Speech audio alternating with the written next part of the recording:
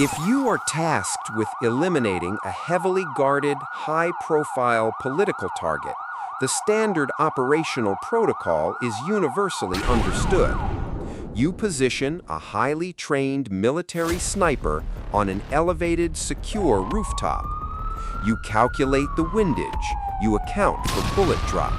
You wait patiently for the target to step into an open public space, and you pull the trigger from a mile away. It is the gold standard of state-sponsored execution, utilizing supersonic ballistics and overwhelming, undeniable kinetic force to ensure the threat is neutralized instantly. The most flawless, terrifying assassinations in human history never echo through public city squares, and they certainly do not leave blatant ballistic evidence scattered across urban rooftops. The perfect state-sponsored murder hides entirely in the mundane. It abandons loud explosions and military-grade rifles, instead utilizing the miserable gray British weather to perfectly conceal the most sophisticated, microscopic murder weapon ever engineered. Before we uncover the dark anatomy of this Cold War ghost weapon, please hit that subscribe button to join our ongoing investigation into history's most tightly guarded secrets. Georgi Markov was not a trained soldier. He did not carry a concealed weapon. He did not command an underground guerrilla army, and he certainly did not deal in the highly classified, deeply dangerous world of military espionage or covert asset running. By all conventional, rational metrics, if an intelligence officer were to review his personal dossier, they would assume he was an entirely harmless individual. He was a playwright, a novelist, and a man who simply sat behind a broadcast microphone. In the highly paranoid, intensely high-stakes psychological warfare of the Cold War, a simple microphone was vastly more destructive than a fully equipped battalion of Soviet tanks. Markov was a prominent, highly influential dissident journalist. From a small, unassuming broadcasting booth located safely in the heart of London, he delivered brutal, unvarnished realities about the oppressive communist regime directly to his subjugated people back in Bulgaria. His weekly, highly anticipated broadcasts on the BBC and Radio Free Europe served as a blazing beacon of absolute truth, piercing straight through the heavily fortified Iron Curtain that had plunged Eastern Europe into informational darkness. Every single time he sat behind that microphone, Markov utterly humiliated the Bulgarian autocracy. He fearlessly mocked their rigid, corrupt leadership, exposed their deep-seated systemic failures, and systematically dismantled their fabricated political narratives with surgical, poetic precision. To the Bulgarian secret police, known as the Državna Sigurnost, Markov was not just a minor political nuisance, he was a terrifying existential threat, actively sparking dangerous whispers of civilian rebellion. The regime's entire grip on absolute power relied completely on the total, unquestioned control of information. And Markov was single-handedly destroying that fragile illusion from 1,000 miles away. They desperately needed his powerful voice permanently erased from the airwaves. Successfully assassinating a high-profile, protected figure in a foreign Western democracy is never as simple as issuing a violent order to a wet work team.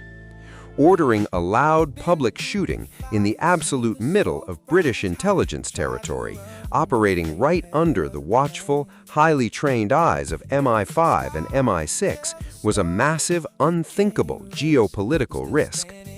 If a foreign communist agent was caught firing a conventional weapon in the bustling streets of London, it would guarantee an unprecedented international crisis, potentially sparking open conflict and severe diplomatic retaliation. They desperately needed to kill a man without leaving a single traceable footprint behind. They required a method of murder so completely silent and invisible that the target would simply drop dead without anyone realizing a crime had even occurred.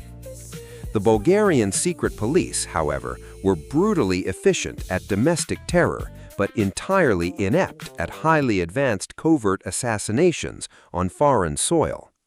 They simply lacked the technology to pull this off. They found themselves staring at an operational requirement that felt like science fiction, forcing them to look outward for a solution that didn't exist in any known military arsenal. The Bulgarian intelligence agency, despite its notorious ruthlessness at home and its terrifying grip on its own citizens, simply did not have the technological prowess or the scientific infrastructure to pull off a perfect, untraceable assassination.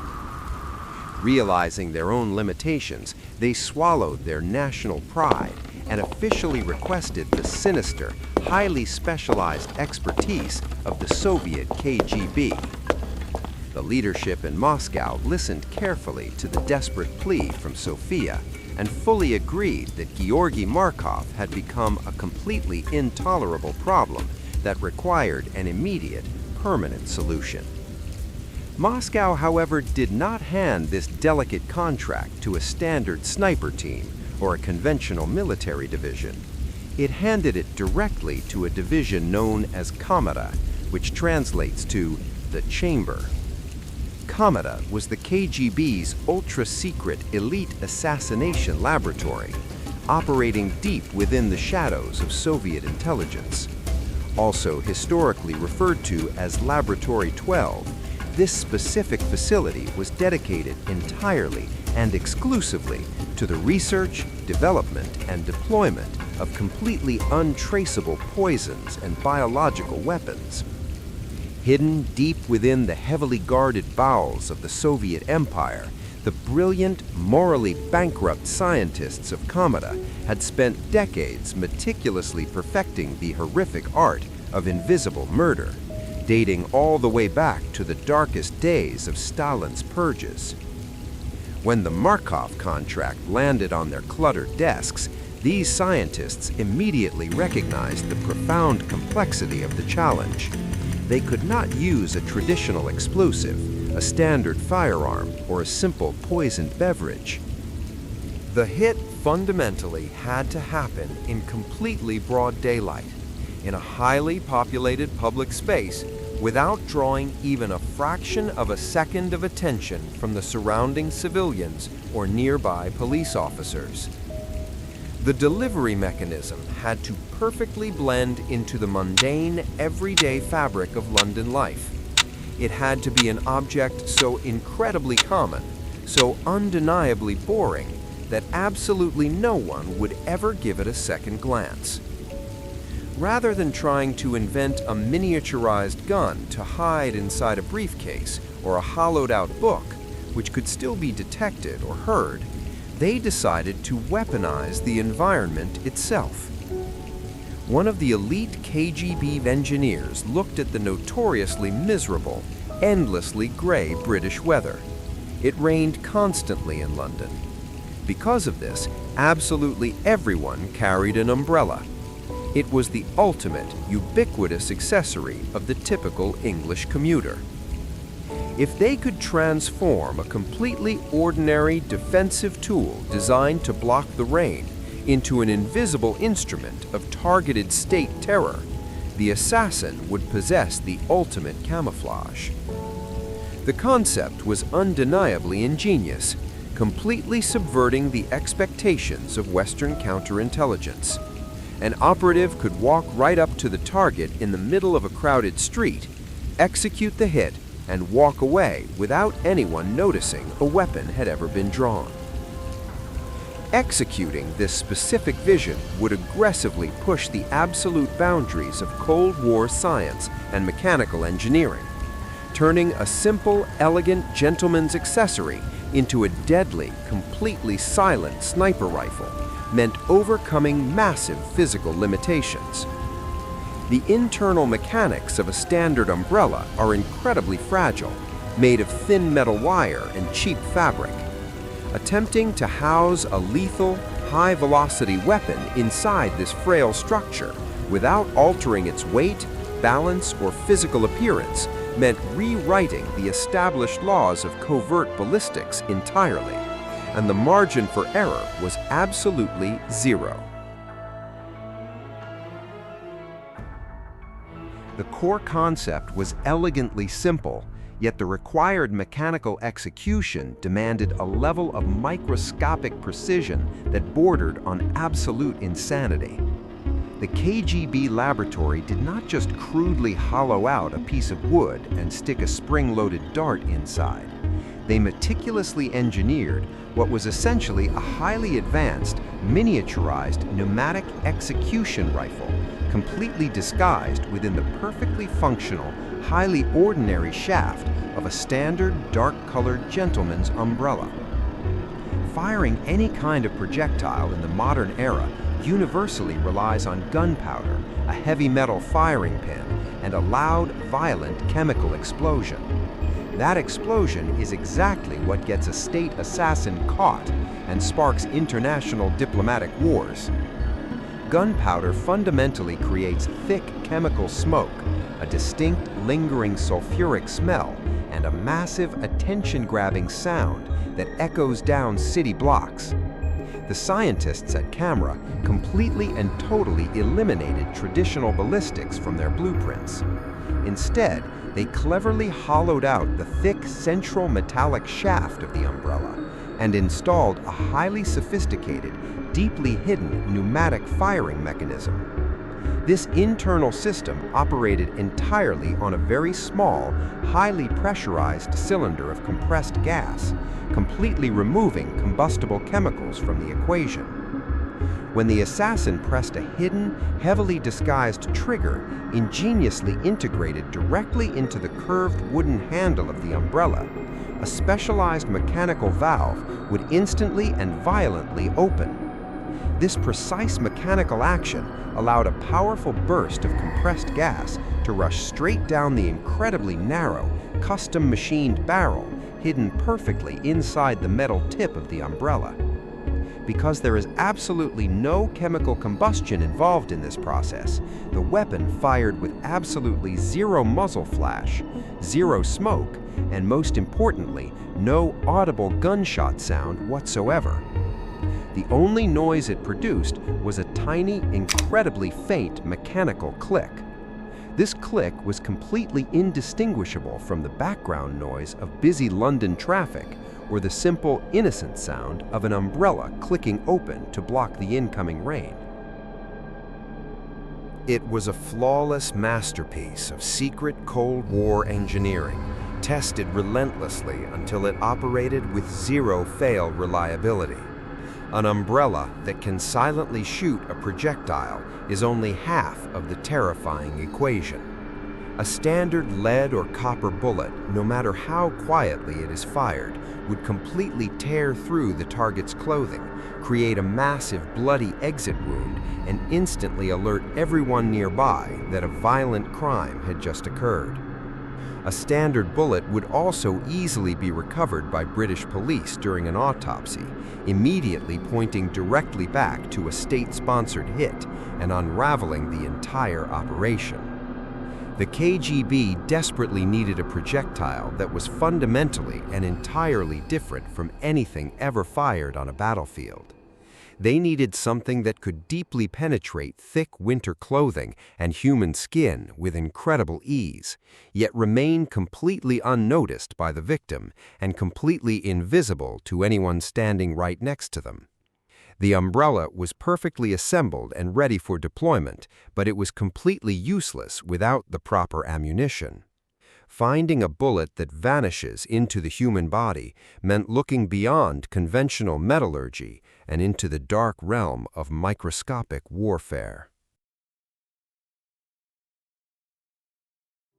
The weapon to be wielded on the busy streets of London required a bullet unlike anything the global military world had ever seen before. the KGB laboratory was tasked with manufacturing a microscopic, perfectly spherical pellet to serve as the ultimate silent projectile.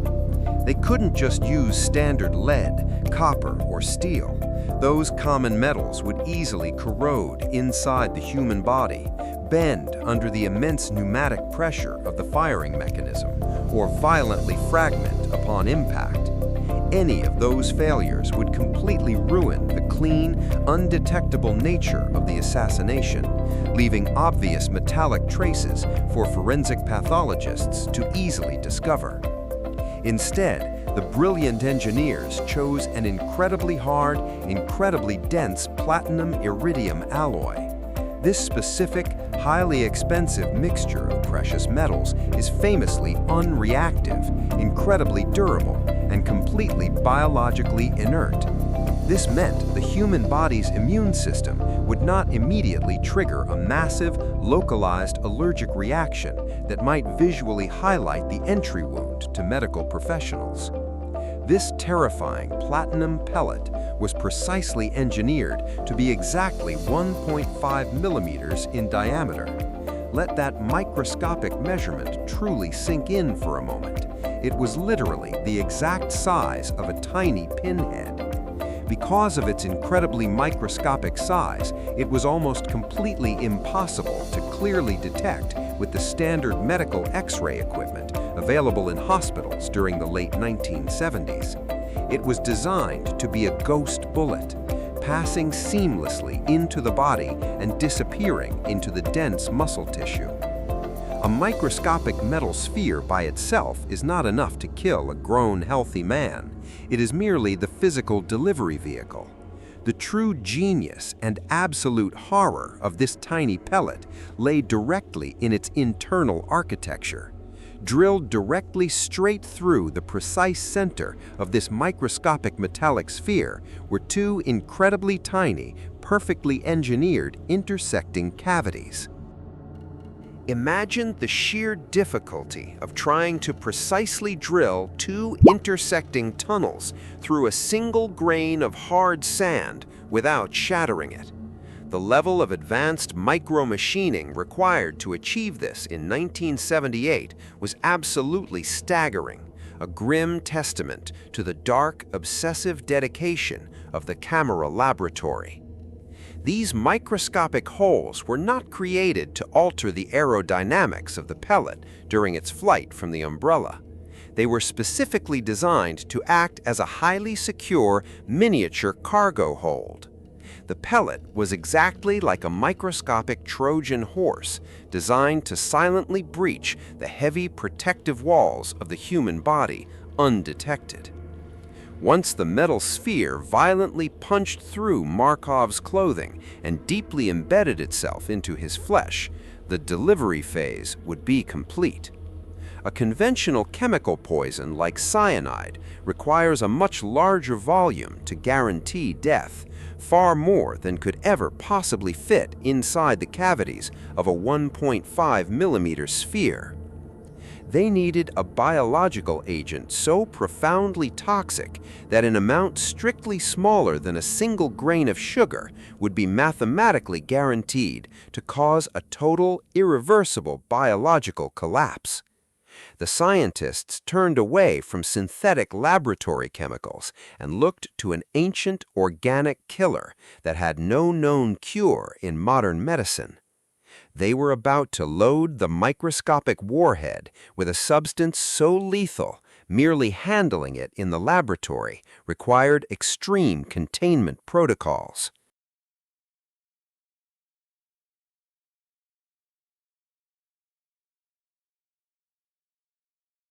Inside those beautifully engineered, completely microscopic intersecting holes rested a perfectly measured, highly lethal dose of pure ricin. Ricin is not a synthetic chemical formulated in a sterile test tube. It is an incredibly toxic, naturally occurring poison carefully extracted from the seeds of the seemingly ordinary castor oil plant. The castor bean is incredibly common, found in gardens and fields all over the world. But when its organic proteins are weaponized, concentrated, and purified by elite state scientists, it transforms into an absolutely merciless, unstoppable biological assassin. Fast-acting poisons like cyanide or arsenic are often thought of as the ultimate tools of high-level espionage because they neutralize the target instantly. However, instant death creates an instant, highly suspicious crime scene. If a healthy man suddenly drops dead in the middle of a crowded street, the police instantly lock down the area, witnesses are rapidly interviewed, and a full homicide investigation begins immediately. Ricin, on the other hand, is a violently ticking biological time bomb. It does not kill the victim immediately upon entering the bloodstream, allowing the assassin plenty of time to leave the country before anyone even realizes a crime has been committed. Instead, it systematically, quietly goes to work on a deeply microscopic cellular level. Once the purified ricin molecules successfully breach the human bloodstream, they aggressively invade the body's healthy cells and forcibly, irreversibly shut down all cellular protein production by binding directly to the ribosomes. Proteins are the fundamental building blocks of human life. Without them, cells simply cannot function, cannot repair themselves, and cannot survive. By completely halting this critical biological process, ricin essentially causes the human body to slowly, agonizingly tear itself apart from the inside out over a period of several days. The cells die off in massive numbers, the tissues become highly necrotic, and the major vital organs begin to sequentially, permanently fail. The absolute darkest, most frightening fact about this particular biological weapon is that there is absolutely no known medical antidote for ricin poisoning. None. Even today, with all our modern medical advancements, cutting-edge biotechnology, and advanced intensive care units, if a lethal dose of ricin enters your bloodstream, your fate is entirely, unavoidably sealed. The KGB scientists mathematically calculated that the incredibly tiny amount of ricin securely packed into the microscopic cavities of the 1.5 millimeter platinum iridium pellet was more than enough to completely shut down the robust organs of a healthy male adult. They had successfully created the absolute perfect, untraceable execution method. The modified umbrella was completely silent and entirely invisible to bystanders. The microscopic pellet was completely undetectable to standard medical imaging, and the ricin was a slow-acting, absolutely incurable biological nightmare that would smoothly disguise itself as a severe, mysterious, natural medical illness. Everything was finally perfectly aligned. The incredibly complex blueprint of state-sponsored murder was physically ready to be deployed on the wet, gloomy streets of London. The weapon was fully loaded, the assassin was fully briefed, and the target was completely unaware that an invisible crosshair was resting securely on his back.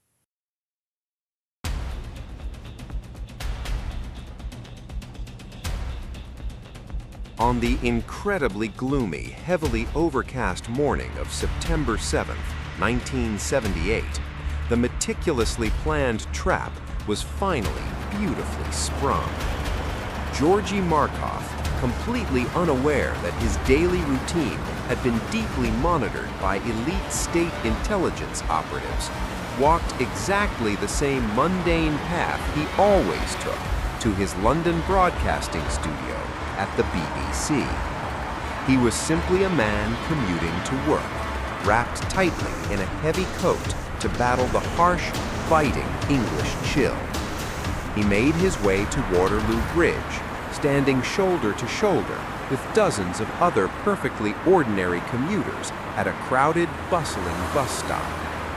The bridge was incredibly loud, packed with roaring double-decker buses, rushing taxis, and the heavy, constant hum of the busy metropolis waking up. It was the absolute perfect acoustic cover for an invisible crime. As Markov patiently waited for his bus, gazing out over the dark, rushing waters of the River Thames, a man quietly stepped up directly behind him. The assassin heavily blended into the dense crowd, holding what appeared to be a perfectly standard, dark-colored umbrella. With incredible practiced precision, the assassin gently angled the heavy metal tip of the umbrella straight toward the exposed back of Markov's right thigh. He didn't swing it aggressively like a club. He merely pressed it close to the fabric of Markov's trousers and quietly engaged the completely hidden trigger mechanism housed in the wooden handle. A highly pressurized, completely silent burst of internal compressed gas violently launched the microscopic, ricin-filled platinum pellet straight out of the metal tip. It violently punched directly through Markov's thick denim trousers and buried itself incredibly deep into his dense muscle tissue. Markov felt a very sharp, suddenly vicious sting on the back of his leg, exactly like the fierce, unexpected bite of an angry wasp or a hornet.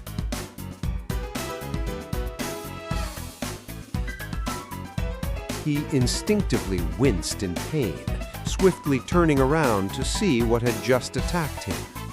He saw a somewhat flustered man hastily picking up a dropped dark umbrella from the wet concrete sidewalk.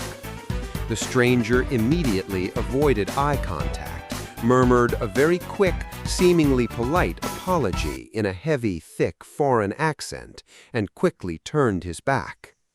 Before Markov could even fully process the strange, brief interaction, the man violently hailed a waiting London taxi, jumped inside, and instantly vanished into the chaotic, endless stream of morning traffic. Markov stood there on the pavement, rubbing the back of his sore leg, and thought absolutely nothing suspicious of it. He logically assumed it was merely a clumsy, incredibly awkward commuter violently wrestling with the famous English rain, accidentally poking him with the tip of his umbrella. He didn't scream for the police. He didn't pull up his pant leg to check for blood. He simply boarded his bus and went to work, entirely, blissfully unaware that he was already a walking ghost. The incredibly silent, highly sophisticated assassination had been successfully executed right in front of dozens of eyewitnesses, and absolutely nobody saw a single thing. The deadly biological countdown had officially started, but the poison was already circulating, locking on to his cells, preparing to dismantle his entire biological system. By the time Georgi Markov finally returned to his quiet London home later that exact same evening, the horrific biological clock inside his body was violently, rapidly ticking down to zero. The tiny, microscopic platinum pellet deeply lodged in his thigh had successfully deployed its highly toxic, deadly payload, and the completely invisible ricin molecules were already aggressively invading his healthy bloodstream. He suddenly developed a massive, incredibly high fever. He felt extremely weak, heavily nauseous, and deeply disoriented. Initially, he simply assumed he had caught a severely aggressive strain of the common flu from standing out in the cold, miserable rain on the bridge that morning. His physical condition completely deteriorated at a truly terrifying, unprecedented speed. By the next morning, he was violently vomiting, struggling to breathe, and completely unable to stand on his own 2 feet. Realizing this was far beyond a simple seasonal illness, he he was urgently rushed to the emergency room at St. James's Hospital in heavily critical condition. The highly trained, world-class medical staff in London immediately sprang into action to save his life. They tirelessly ran countless blood tests, hooked him up to deeply complex monitoring machines, and heavily administered a massive barrage of powerful, broad-spectrum antibiotics, assuming they were fighting a massive bacterial infection. Absolutely nothing they tried worked. Over 4 agonizing, deeply horrifying days, the brilliant doctors watched completely helplessly as his white blood cell count skyrocketed and his vital organs sequentially, permanently shut down. His blood pressure heavily plummeted, his heart completely struggled to pump blood, and his kidneys completely ceased all normal biological functions.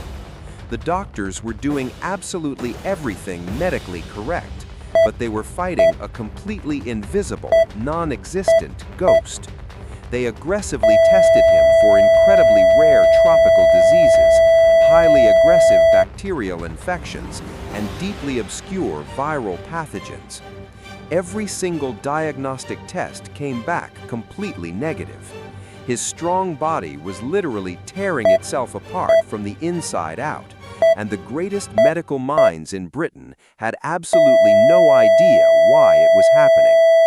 Markov, heavily drifting in and out of consciousness as his brain swelled, weakly told the desperately confused doctors about the incredibly strange encounter with the umbrella on Waterloo Bridge, strongly insisting that he had been intentionally poisoned by the KGB.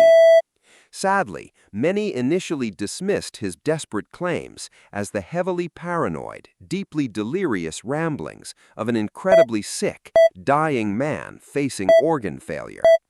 How could a simple accidental poke from an umbrella cause a total biological collapse? Despite their absolute best, deeply heroic efforts, the medical team could not stop the systemic destruction caused by the ricin. Georgi Markov slowly suffocated in his hospital bed on September 11th, successfully executed in broad daylight. The assassination was completely flawless. With the target dead and the doctors completely baffled, the KGB believed they had committed the perfect crime, entirely confident that the true cause of death would remain forever buried with the victim. The completely flawless, highly sophisticated assassination was only finally unraveled by the incredibly obsessive, deeply stubborn determination of an elite forensic pathologist working directly for Scotland Yard. When Georgi Markov died under such profoundly mysterious, heavily unexplained circumstances, the British authorities officially refused to simply sweep the deeply confusing case under the rug. Convinced that Markov had indeed been the tragic victim of highly coordinated foul play, the lead medical examiner, Dr. Rufus Crompton, meticulously took charge of the deeply complex, highly pressured autopsy. He heavily recalled Markov's deeply paranoid, dying words about the strange umbrella sting on the busy bridge, recognizing that a dissident's dying declaration carried immense weight. Armed with a razor-sharp scalpel and completely unwavering focus, the forensic doctor meticulously, incredibly slowly, dissected the heavily inflamed, deeply infected area around the tiny, seemingly insignificant puncture wound on the back of the journalist's right thigh. He cut incredibly deep into the heavily necrotic, badly damaged tissue, searching blindly for a deeply hidden clue that he wasn't even sure actually existed. Suddenly, his sharp metal scalpel completely unexpectedly scraped against something impossibly hard. It wasn't human bone, and it certainly wasn't hardened, calcified tissue. It was undeniably metallic. Carefully using highly delicate surgical tweezers, the doctor slowly extracted the deeply buried object and immediately placed it directly under the bright, revealing lights of a high-powered forensic microscope. There, resting quietly on the cold glass slide, was the incredibly sinister, custom-machined platinum iridium pellet. It was finally pulled directly from the dead man's damaged flesh. It was undeniable, absolutely physical proof of highly coordinated, state-sponsored murder. It was a smoking gun, literally smaller than a single grain of sand. The discovery instantly sent massive, highly disruptive shockwaves straight through the entire global intelligence community. The KGB's perfectly designed, completely invisible ghost weapon had finally been violently dragged into the harsh, undeniable light of day. The British scientists at Porton Down carefully analyzed the microscopic cavities drilled into the tiny metal sphere and successfully discovered the heavily degraded, highly toxic chemical traces of the deadly ricin. The bizarre, deeply unbelievable story of the umbrella assassin was incredibly, terrifyingly true. The Bulgarian secret police and their highly secretive KGB partners had completely failed to achieve the perfect, completely untraceable crime. But as the forensic team celebrated their monumental discovery, a massive, impossible engineering question completely stumped the investigating detectives. If the deadly poison was loaded into those microscopic open holes on the pellet, why didn't the highly toxic ricin simply leak out into the assassin's umbrella before the shot was even fired?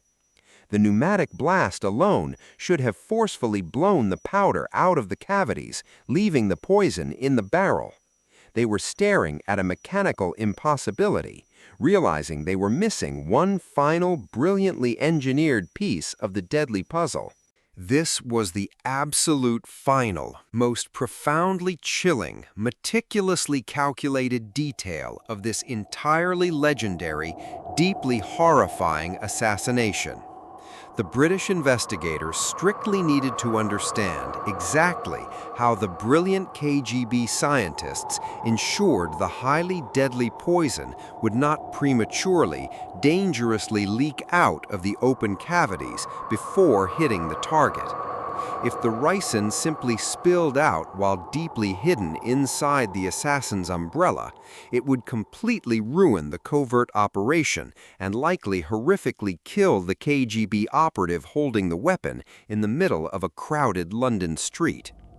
They desperately needed an incredibly unique, highly specialized chemical seal. This biological seal had to be incredibly strong enough to completely survive the massive, highly powerful pneumatic impact of the hidden gas firing mechanism, staying perfectly intact as the bullet tore through the air and punched through denim clothing.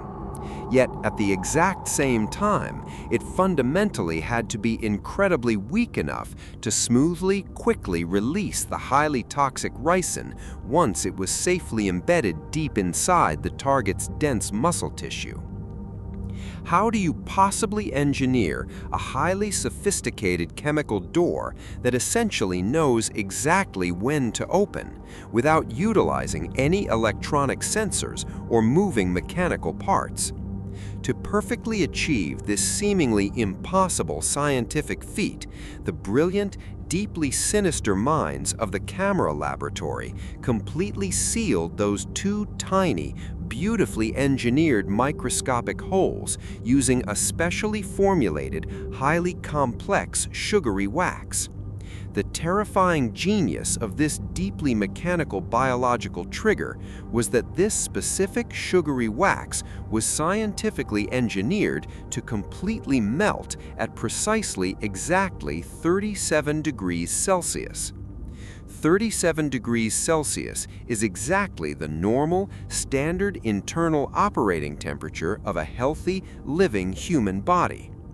The assassin holding the umbrella on the wet bridge didn't just casually pull a mechanical trigger. He literally planted a highly dormant, microscopic seed of completely untraceable death. The microscopic wax doors completely held strong during the violent, incredibly fast pneumatic flight through the cold London air, protecting the toxic payload. But the second the tiny platinum pellet deeply pierced Georgi Markov's warm, living flesh, the trap was permanently, mathematically sprung.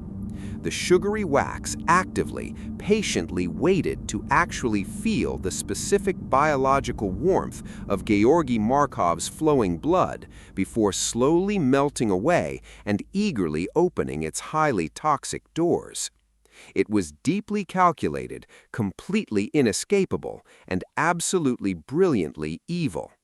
It remains one of the greatest, most terrifying feats of assassination engineering ever conceived in human history. The trigger wasn't the umbrella.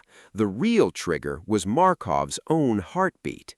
The sheer diabolical genius of this mechanism leaves us staring at a chilling legacy of biological and technological terror that violently forces us to fundamentally question everything we know about civilian safety. The deeply tragic, highly publicized assassination of Georgi Markov is not just a wildly fascinating, deeply macabre spy story strictly confined to the dusty history books of the 1970s. It serves as a highly profound, deeply urgent lesson about the absolute terrifying lengths to which deeply corrupt, highly insecure autocratic regimes will completely go to violently silence the undeniable, incredibly powerful truth. The absolute first and most important major takeaway from this deeply dark historical chapter is understanding the incredibly immense, undeniable power of freedom of speech.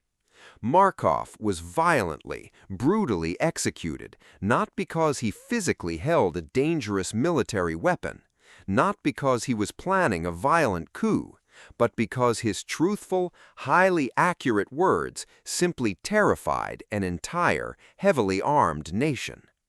Authoritarian governments deeply, fundamentally understand that completely unfettered, honest journalism is completely and absolutely fatal to their strict illusion of total control. Markov's incredibly tragic death heavily underscores exactly why bravely speaking truth to oppressive power is both incredibly noble and completely, fundamentally dangerous, requiring immense personal sacrifice. The highly terrifying second major takeaway heavily involves the incredibly dark, deeply continuous evolution of highly advanced state-sponsored terror. The brilliantly evil, deeply complex umbrella weapon flawlessly demonstrates exactly how incredibly sophisticated intelligence agencies can rapidly, successfully turn deeply mundane, highly ordinary objects into completely invisible, highly lethal instruments of quiet death. We heavily logically tend to strictly look for highly obvious, extremely loud military threats, completely ignoring the deeply unsettling reality that highly modern espionage aggressively operates exactly in the completely unnoticeable shadows of our entirely everyday lives, hiding in plain sight. Finally, the incredibly obsessive, deeply microscopic forensic discovery successfully made by Scotland Yard heavily proves that completely perfect, utterly untraceable crimes are essentially a complete myth. No matter how incredibly brilliant, heavily funded, or completely terrifying the violent state apparatus truly is, incredibly stubborn human dedication and highly advanced, rigorous science can eventually uncover the incredibly dark truth hidden directly beneath the necrotic surface. Georgi Markov heavily paid the absolute ultimate, deeply tragic physical price for his completely unyielding, brave journalistic integrity. His incredibly powerful, deeply honest voice was physically completely violently stopped on that incredibly rainy London Bridge, but his undeniably powerful, historically massive legacy completely heavily outlived the highly oppressive, deeply corrupt regime that desperately, violently tried to permanently erase him. The truth, no matter how deeply buried or microscopically hidden, always eventually finds a way to surface. Thank you so much for deeply joining us on this incredibly dark, highly detailed historical investigation today. If you completely found this deeply intense deep dive totally fascinating, please aggressively hit that like button and heavily absolutely subscribe to the channel right now. We have significantly more completely incredible true stories hidden deep within the shadowy, highly secretive world of espionage coming up. Keep questioning the shadows, and we will see you in the next investigation.